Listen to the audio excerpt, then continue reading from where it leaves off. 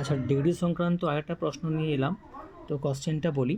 কোশ্চেনটা হচ্ছে ইন্ডিয়া, তারপর আছে is the greatest country in the world. তো এটা মানে হচ্ছে ইন্ডিয়া হলো এই বিশ্বের মহানতম দেশ। এটা হচ্ছে সুপারলেটিভ ফর্মে আছে, তো এটাকে পজিটিভ ফর্মে আনছে। তো কী লিখব? যদি এরকম বাক্য থাকে আর এই দ্য গ্রেটেস্ট অর্থাৎ দায়ের পরে সুপারলেটিভ ফর্ম থাকে, তখন বাক্যটাকে পজিটিভ করতে গেলে করতে হবে নো আদার। তো করলাম no other, no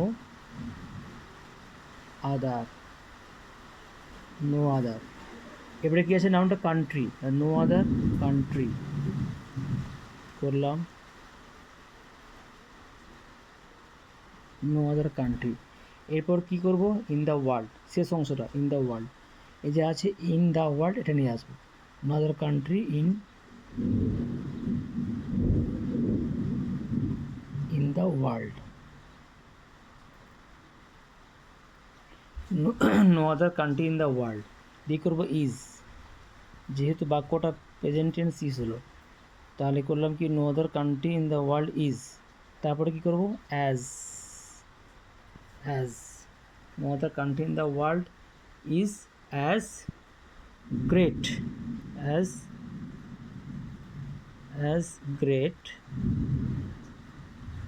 as India. ব্যাস, কি হয়ে গেল?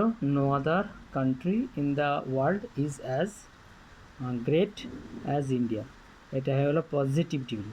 এবারে আসছি কম্পারেটিভ। কম্পারেটিভ কী হবে? কম্পারেটিভে ইন্ডিয়া ইজ, তো লিখি প্রথমে নাউনটা ইন্ডিয়া, কম্পারেটিভে ইন্ডিয়া, ইন্ডিয়া।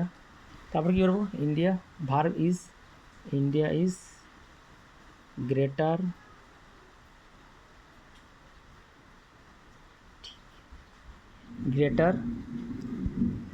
তারপরে কী করবো? It is greater.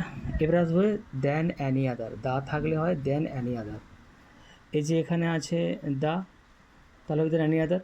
বা কম্পারেটিভ থাকে যদি নো আদার, তখন হয় পজিটিভ থাকে নো আদার, তখন কম্পারেটিভ হয় দেন অ্যানি আদার। তাহলে ইন্ডিয়া ইজ গ্রেটার করবো এবারে দেন অ্যানি আদার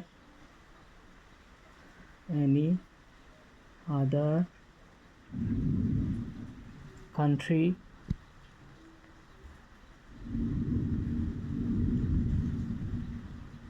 হয়ে গেল দেন অ্যানাদার কান্ট্রি। আর লাস্ট প্রশ্ন আছে ইন দ্য